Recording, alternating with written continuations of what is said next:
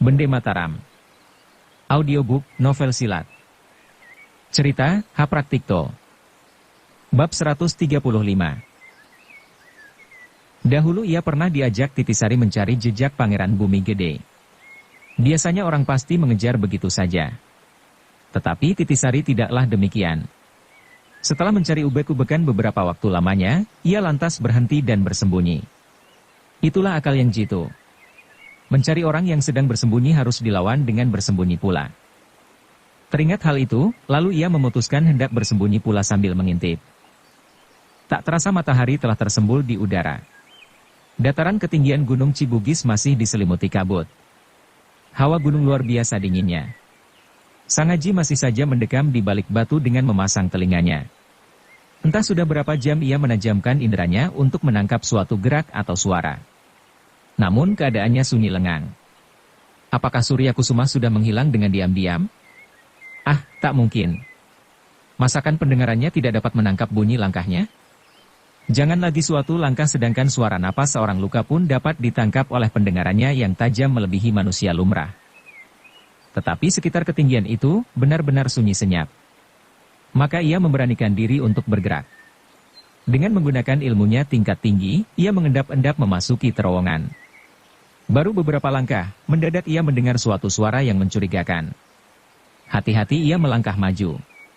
Pendengarannya ditajamkan. Terang ini suara napas. Anehnya, napas seseorang yang sedang menderita luka parah. Siapa? Cepat ia melesat memasuki terowongan lebih jauh lagi. Dalam terowongan gelap bukan main. Ia tak berani, gegabah. Setelah menimbang-nimbang dengan hati-hati, ia memutuskan untuk menunggu. Tapi sekian lama ia menunggu, tiada terjadi suatu perubahan. Semuanya tenang. Terlalu tenang malah. Lambat laun matanya dapat menembus kegelapan. Terus saja ia melangkah maju dengan melindungi tubuhnya. Ia tak melihat sesuatu kecuali suara napas itu. Tiba-tiba jauh di sana nampak suatu cahaya. Tak ragu lagi, itulah pintu gua sebelah sana.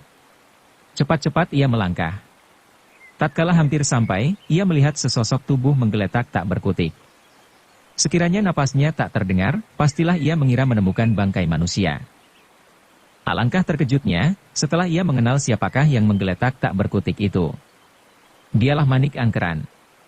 Bagaimana pemuda itu sampai berada di situ?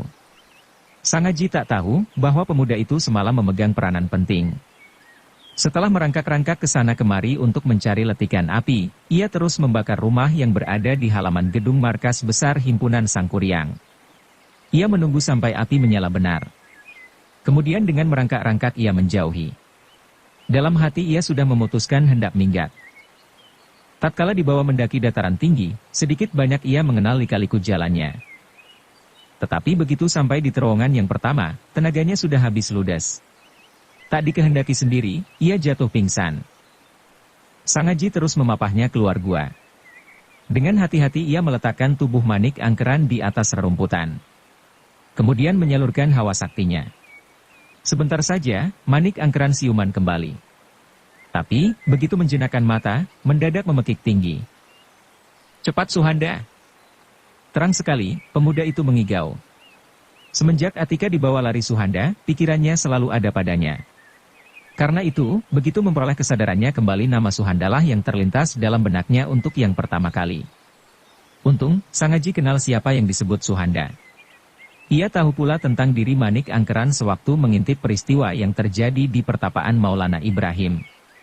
Maka ia sudah dapat menebak sebagian. Kenapa Suhanda? Sang Haji menegas. Manik Angkeran tak menyahut. Ia seperti kehilangan kesadarannya kembali. Terus saja Sang Haji memapahnya dan dibawa lari menuju dataran tinggi. Kira-kira 100 meter di depannya, nampak sebuah jurang yang terlindung batu-batu pegunungan dan semak belukar. Ia mengeluh. Walaupun ia bertenaga sakti, tetapi untuk terbang melintasi rasanya tidak mungkin. Apalagi dengan membawa beban. Ia hendak balik kembali ke gua, sewaktu matanya melihat beberapa orang menggeletak tak berkutik di seberang sana. Rupanya sudah terjadi suatu pertempuran di mana-mana, pikirnya. Memperoleh pikiran demikian, ia tak boleh membuang-buang tempo. Terus saja ia kembali ke gua. Setelah berlari-larian beberapa waktu lamanya, sampailah dia ke dataran semula. Hatinya terkesiap. Di tengah lapangan dekat lereng sebelah barat, 4 orang menggeletak dengan golok menembus dadanya. Ah, mengapa begini cepat terjadi suatu perubahan? Jangan-jangan, aku sengaja dipancing kemari. Kemudian ia balik kembali ke Paseban untuk membunuh pemimpin-pemimpin himpunan Sangkuriang yang sudah tak dapat berkutik lagi. Celaka, pikir Sangaji cemas. Dalam hal mengadu suatu kelicinan, dia bukan orangnya. Maka sekali menjejak tanah, badannya seperti terbang di udara. Gerak-geriknya gesit. Sesuatu yang tak mungkin dapat dicapai seseorang, baginya bukan soal sulit lagi. Walaupun kini sambil menggendong Manik Angkeran, tidaklah mengurangi kegesitannya. Seperti burung Garuda ia lari melayang-layang dari tempat ke tempat lainnya. Tiba-tiba ia mendengar suara Manik Angkeran. "Hai, apakah engkau setan?" Kata-kata itu mengingatkan Sangaji kepada Fatimah. Dahulu ia bisa bergurau dengan gadis Fatimah yang berwatak angin-anginan. Dan teringat pula bahwa Manik Angkeran adalah tunangan Fatimah, mendadak saja ia bisa bergurau pula. Sahutnya, "Kebetulan bukan?" "Kalau bukan, mengapa bisa terbang seperti setan?" "Apakah setan bisa terbang?" Manik Angkeran tak menyahut, ia seperti lagi berpikir. Lalu mengalihkan pembicaraan.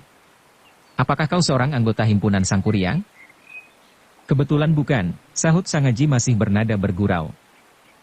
"Kalau bukan, apakah musuh himpunan Sangkuriang?" "Kebetulan bukan." "Kalau bukan, lantas siapa?" Selamanya, Sangaji tak pandai berdusta.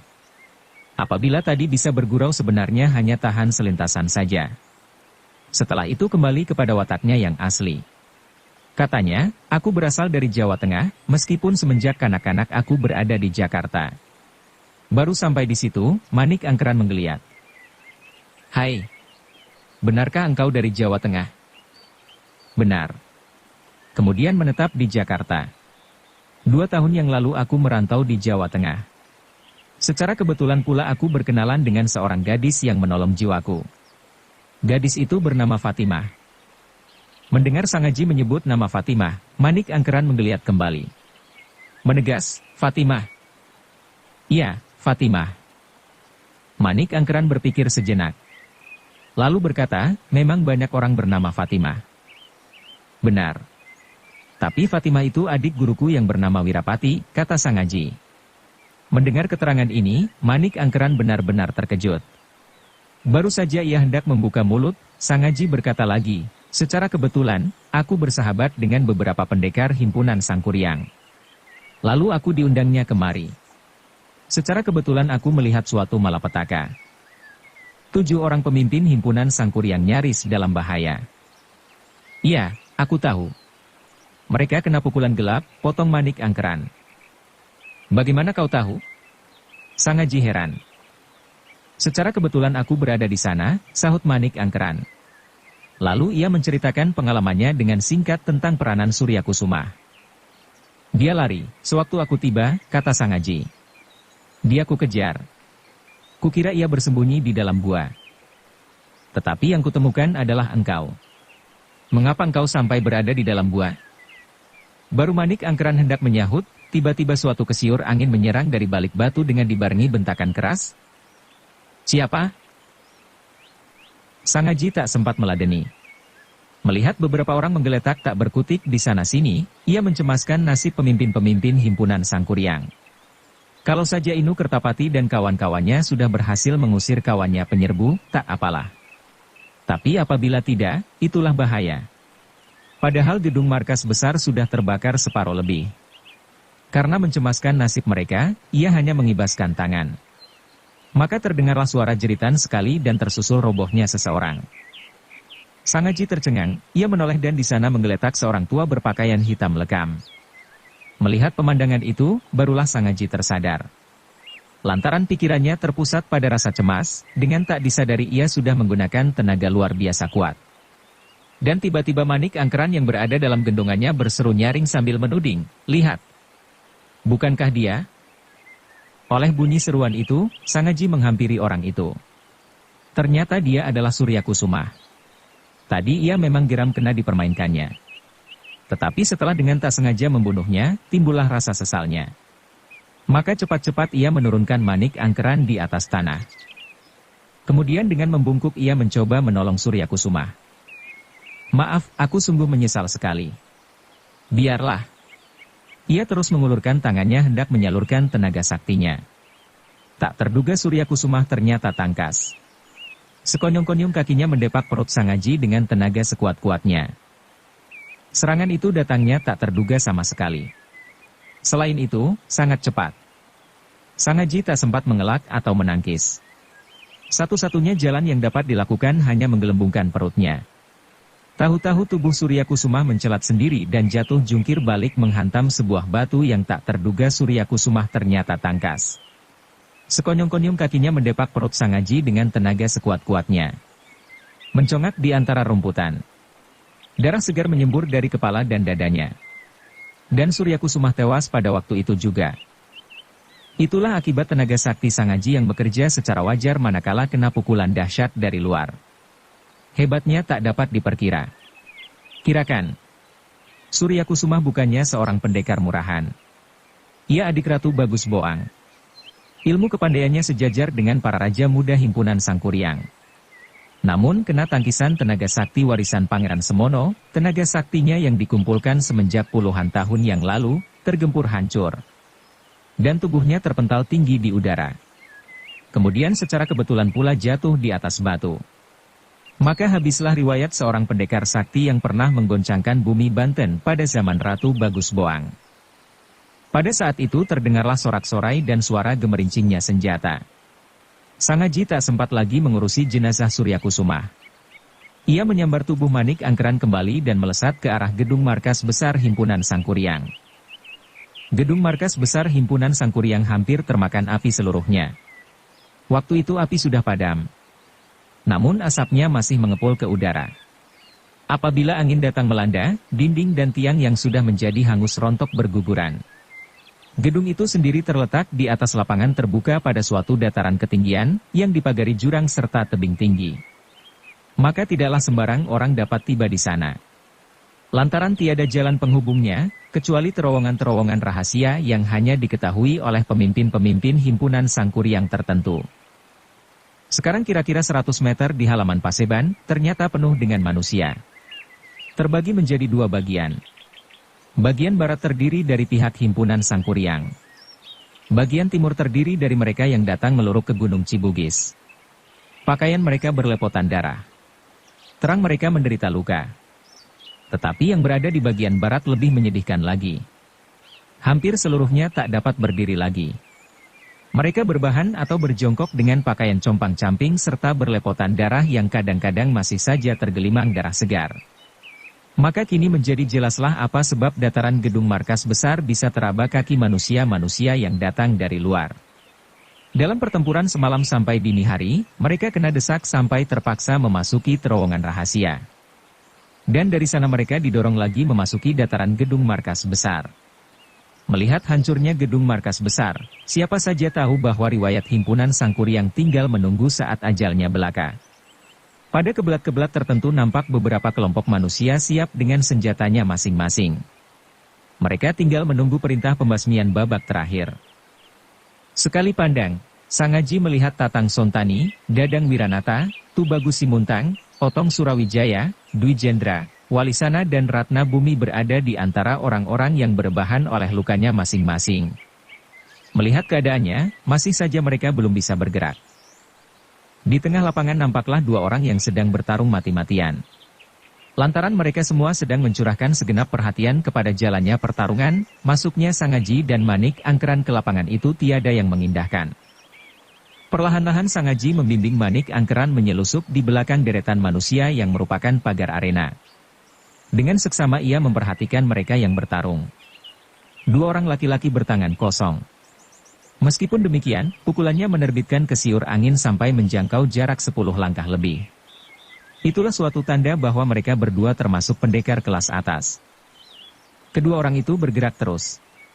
Cara bertarungnya cepat melawan cepat. Sekonyong-konyong terjadilah suatu benturan 4 tangan dengan sekaligus. Bres! Lalu berhenti tak bergerak. Dan penonton kedua belah pihak bersorak-sorai mengguruh. Sang Haji memperhatikan pakaian mereka. Yang satu mengenakan pakaian abu-abu. Dan lainnya berseragam putih. Usia orang ini sudah mendekati 70 tahunan. Namun masih nampak gagah berwibawa. Pandangnya menyala dengan hidung kokoh seumpama gunung tegak menjulang ke angkasa. Perawakannya tegap perkasa. Langkahnya pasti dengan dada bidang ketat.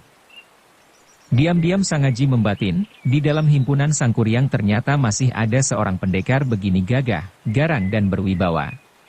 Siapakah dia? Pada saat itu tiba-tiba terdengar suara seruan salah seorang murid Gunung Kencana. Nah, Andangkara. Meskipun kau hebat tapi kegagahanmu takkan melebihi kakakmu Otong Darmawijaya. Lekaslah menyerah kepada Wiramanggala.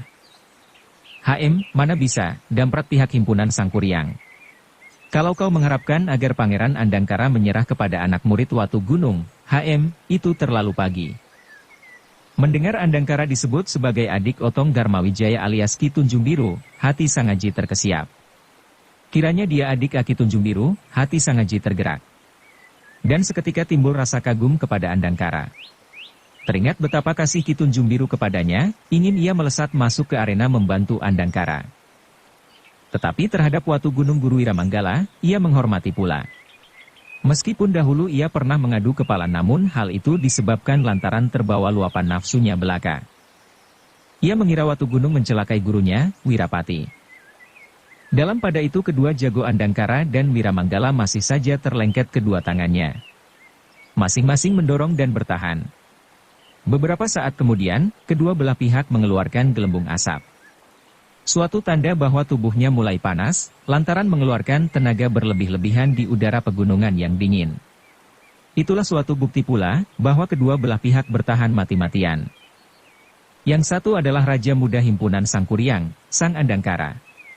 Lainnya salah seorang murid pendekar sakti Watu Gunung yang bermukim di Gunung Mandalagiri, Wiramanggala, namanya. Seorang pendekar berperawakan pendek kekar. Melihat gelagatnya sebentar lagi mereka akan bertarung lebih seru lagi.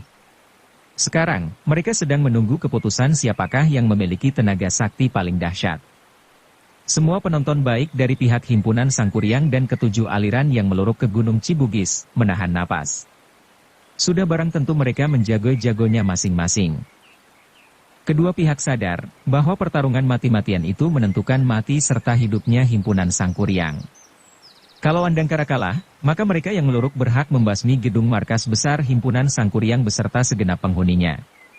Hal itu berarti pula bahwa semenjak itu, himpunan Sangkuriang tidak berhak hidup lagi di atas dunia. Tidak mengherankan, bahwa Andangkara dan Wiramanggala menggunakan seluruh tenaga simpanannya. Tak peduli siapa di antara mereka yang kalah, pasti akan menderita luka dalam yang hebat. Salah-salah nyawanya bisa melayang. Dengan demikian, pertaruhan mereka tidak hanya kehormatan nama pihak masing-masing, tapi nyawanya pula. Andangkara dan Wiramanggala berdiri tegak bagaikan patung. Mata Andangkara menyala berwibawa, sedangkan Wiramanggala nampak garang. Dilihat sepintas lalu, pastilah Andangkara takkan tahan lagi. Lantaran usianya sudah tua. Sebaliknya Wiramanggala yang berusia 40-an tahun mempunyai harapan lebih besar. Tak pernah terduga oleh siapa saja, bahwa Andangkara sesungguhnya adalah seorang pendekar sakti yang susah dicari bandingnya pada zaman itu. Meskipun sudah berusia lanjut, tenaga jasmaninya tidak kalah dengan tenaga pendekar-pendekar muda. Malahan tenaga saktinya tiada habis-habisnya seakan-akan gelombang samudera melanda pantai. Setelah mereka mengadu tenaga sakti beberapa saat lamanya, timbullah rasa gelisah dalam hati Sang Haji. Tadinya ia bangga dan ikut berbesar hati, menyaksikan adanya seorang jago tua muncul di arena selagi himpunan Sangkuriang tinggal menunggu saatnya yang terakhir. Tetapi setelah melihat siapa lawan Andangkara, suatu ingatan menusuk dalam lubuk hatinya. Katanya seorang diri, lawan Aki Andangkara tidak hanya 1-2 orang. Berpuluh-puluh jago lawannya siap untuk bergiliran. Dapatkah Aki Andangkara melawan mereka seorang demi seorang? Selagi samudera sendiri pada suatu waktu mengalami kesurutan, masakan dia tidak?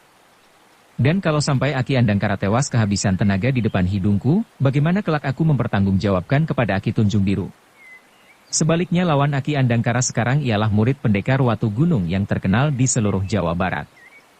Ternyata tidak hanya Gusti Ratu Bagus Boang saja menghormati, tetapi Eyang Guru juga.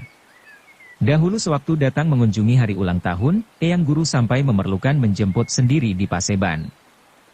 Memperoleh ingatan demikian, diam-diam ia mencari jalan bagaimana caranya memisahkan mereka. Sewaktu hendak melompat ke dalam arena, sekonyong-konyong mereka membentak dan terus mundur 2 langkah dengan berbareng. Ilmu sakti Raja Muda Andangkara benar-benar tiada tandingnya. Benar-benar aku kagum, kata Wiramenggala. Segera Andangkara menyahut dengan suaranya yang keras nyaring bagaikan genta terpalu. Betapa mungkin begitu? Keuletan tenaga saktimu sudah mencapai puncak kesempurnaan. Aku harus mengaku kalah. Aku bersahabat dengan gurumu, maka sampaikan hormatku. Tidak. Aku tadi sudah tergetar mundur selangkah, barangkali kalau Tuan menghendaki, pastilah aku bisa mundur terjengkang. Karena itu, akulah yang kalah, sahut Wiramenggala. Setelah berkata begitu, ia mundur keluar arena. Pada saat itu, melompat seorang pemuda bersenjatakan pedang panjang. Dialah Wijaya yang sudah dikenal Sangaji sewaktu bertempur melawan pasukan himpunan Sangkuriang bersama Ida Kusuma, murid tertua Edoh Permanasari yang cantik molek.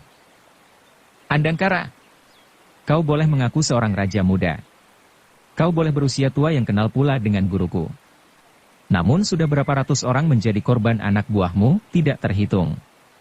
Hari ini aku minta pertanggungan jawabmu, teriak Wijaya. Setelah berteriak demikian, ia menggerincingkan pedangnya dan dihunus dari sarungnya. Walaupun Andangkara belum bersiaga, ia maju selangkah dengan melintangkan pedang tanda suatu tantangan terhadap seorang dari angkatan tua. Dengan pandang menyala Andangkara mengawaskan pedang Wijaya. Ia menghela napas. Kemudian berkata kepada seorang bawahannya yang nampak memegang tangkai besi panji-panji. Coba carikan aku sebatang tongkat. Dengan cepat seorang anggota himpunan Sangkuriang mempersembahkan sebatang tongkat terbuat dari besi bercampur baja. Panjangnya 1 depa. Andangkara menerima persembahan itu dengan berdiam diri. Tiba-tiba ia menekuk tongkat besi baja itu dan patah sebagian. Keruan saja yang menyaksikan jadi gempar. Sama sekali mereka tak pernah mengira bahwa pendekar berusia tua itu mempunyai kekuatan luar biasa. Wijaya sendiri tidak sudi menunggu serangan lawan. Begitu Andangkara nampak sudah bersenjata, ia menyabetkan pedangnya tanpa segan-segan lagi. Hebat serangannya. Kecepatannya sukar dilukiskan. Tetapi dengan tenang, Andangkara menangkis sambil berkata, gempurlah aku dengan sungguh-sungguh. Kau tak perlu segan-segan.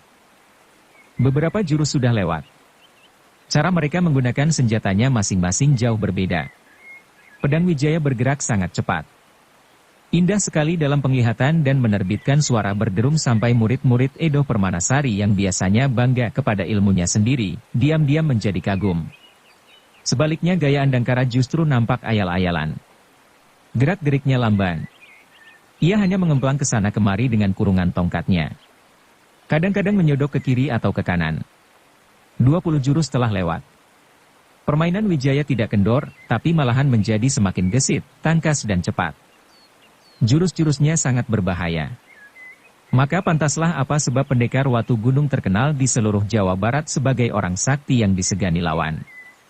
Ternyata ilmu pedang warisannya yang dimainkan oleh salah seorang muridnya saja, begitu mengagumkan hati serta menyilaukan penglihatan. Beda adalah gaya tipu muslihat permainan tongkat Andangkara. Gerak-geriknya lambat, namun mantap. Nampaknya seperti tak teratur, tapi nyatanya setiap serangan Wijaya yang tiba tak ubah badai dapat diusirnya dengan sekali atau 2 kali kemplangan. Bagi mata seorang ahli tahulah sudah, bahwa ilmu Andangkara sudah mencapai tingkatan atas. Dia hanya membutuhkan gerakan-gerakan 1 atau 2 langkah ke kiri dan ke kanan. Sebaliknya Wijaya harus berlari-larian ke sana kemari untuk menyerang atau bertahan. Si tua bangka ini sudah mengalahkan 3 pendekar Gunung Gembol dan seorang pendekar perguruan Muara Binuangeon. Kemudian kakak Wiramenggala. Dan kini menghadapi aku. Tapi mengapa tenaga saktinya tidak tergempur habis? Malahan nampaknya tiada terjadi suatu perubahan sama sekali. Apakah dia bernapas kuda? Pikir Wijaya sambil berlari-larian memutar pedangnya. Kalau sampai tak dapat memenangkan pertandingan ini, sungguh nama perguruan Mandalagiri akan turun pamornya. Sekonyong-konyong ia bersuit panjang. Ilmu pedangnya berubah dengan tiba-tiba. Tadi gerakan pedangnya nampak cepat dan tegang. Kini meskipun kecepatan tidak berubah, namun gerak-geriknya lemas lunglai seakan-akan pedangnya terbuat dari par. Itulah ilmu pedang uncal wastra, ilmu sakti simpanan perguruan Mandalagiri yang ditakuti lawan. Benar juga. Setelah melampaui 20 jurus, penonton bersorak-sorai karena kagum. Andangkara sendiri terpengaruh oleh gerakan pedang lawan. Kini ia tak dapat bergerak lamban-lamban lagi. Ia dipaksa untuk bergerak cepat dan berlari-larian ke sana kemari. Dengan demikian, pertarungan itu berubah menjadi cepat melawan cepat. Sekonyong-konyong pedang Wijaya berkelebat menusuk dada. Di luar dugaan di tengah jalan arah tusukannya berubah. Dengan sedikit menggetarkan ujung pedangnya, sasarannya berubah menusuk pundak. Andangkara kaget bukan kepalang. Selama hidupnya belum pernah ia bertemu dengan lawan yang menggunakan tipu muslihat begitu hebat. Memang itulah yang dinamakan tipu muslihat angin Mandalagiri. Gerakan sasarannya dikendalikan oleh gerak hati seperti seseorang mengendarai suatu kendaraan yang sudah lari kencang. Maka cara mengemudikannya hanya cukup dengan suatu sentuhan jari selintasan saja. Dengan cepat Andangkara melintangkan tongkatnya. Mendadak saja sekali lagi sasaran pedang berubah haluannya. Tiba-tiba kini bergetar dan dengan suatu kecepatan kilat berbelok menusuk lengan.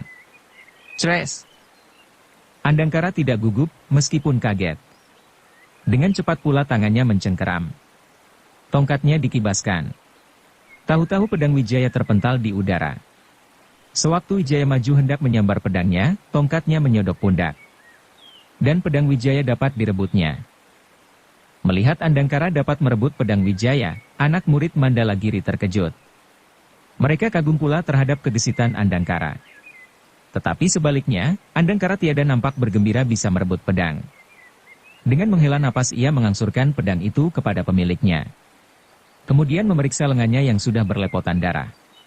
Setelah merenung-renung sejenak, ia berkata seolah-olah kepada dirinya sendiri, selama hidupku belum pernah aku dikalahkan lawan, biar sejurus pun. Tapi hari ini, lenganku kena tertusuk pedang. Ah, Watu Gunung benar-benar tangguh.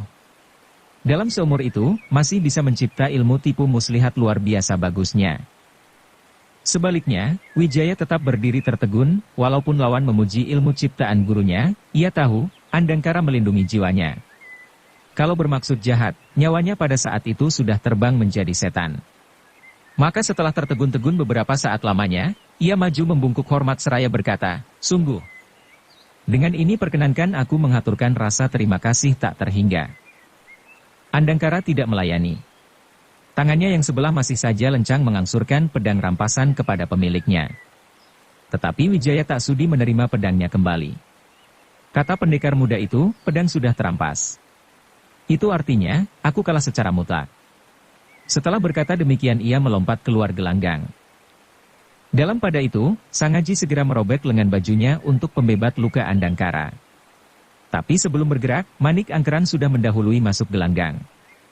Dia adalah seorang pemuda yang belum dikenal di pihak mana ia berdiri.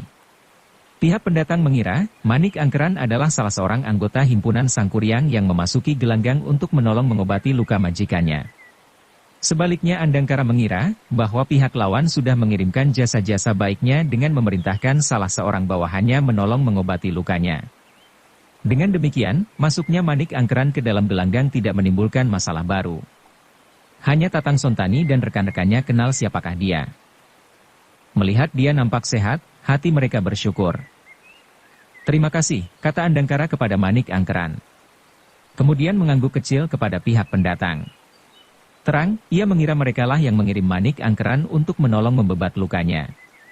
Tak tahunya, anggukan kecil itu justru diterima oleh pihak penyerang sebagai suatu tantangan.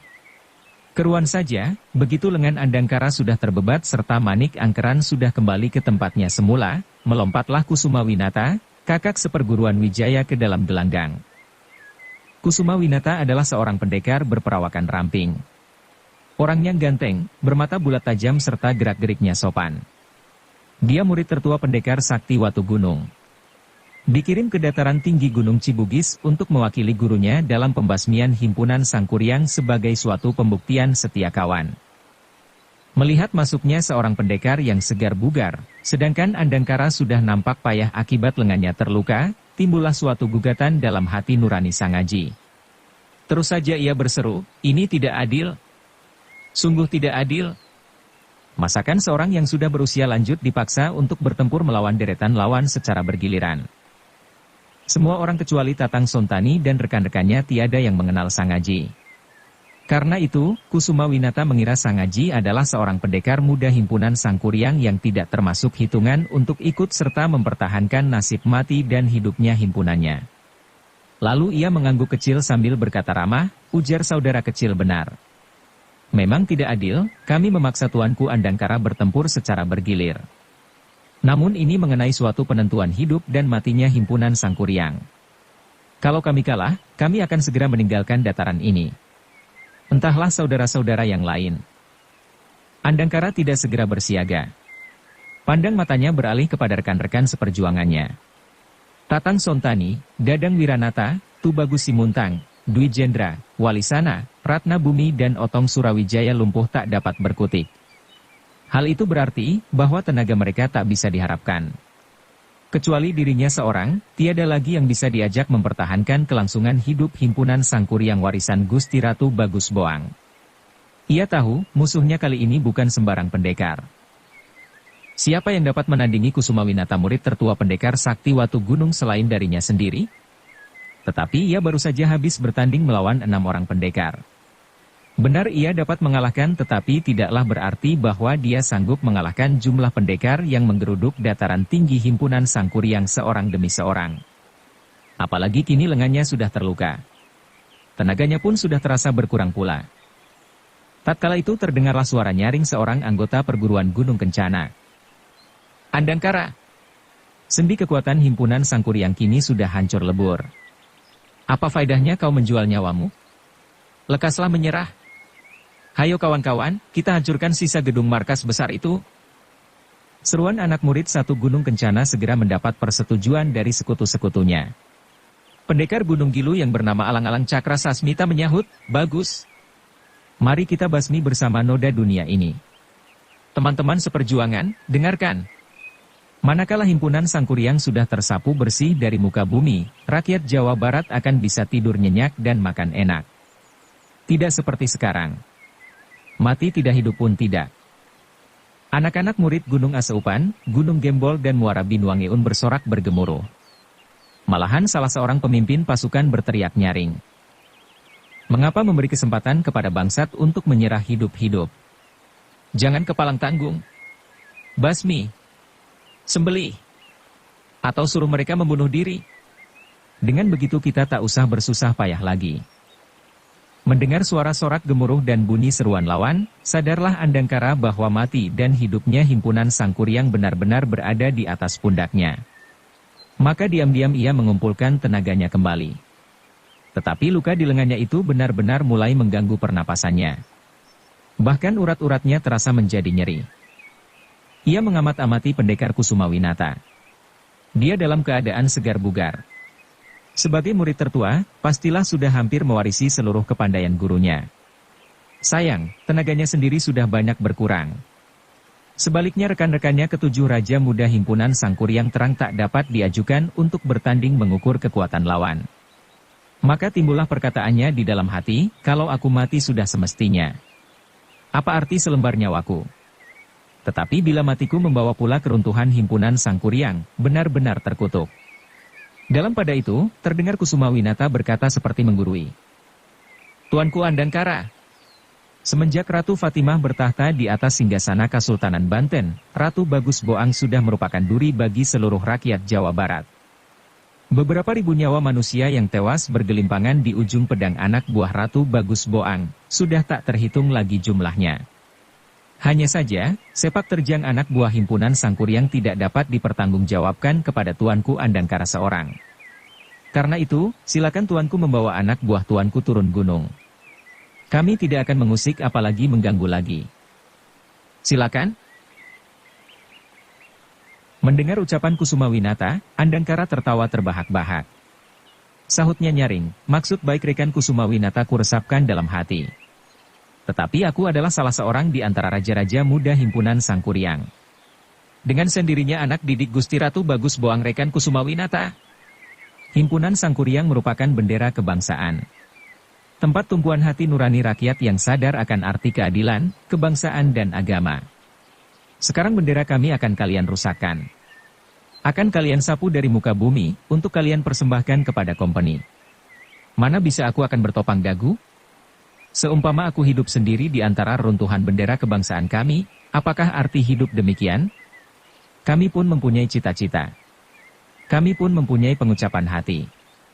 Biarlah kami hidup untuk satu hari saja, asal hidup sebagai harimau dan bukan hidup sebagai kambing sembelihan. Bersambung ke bab 136. Dukung kami dengan subscribe, follow, like, komen dan share. Terima kasih.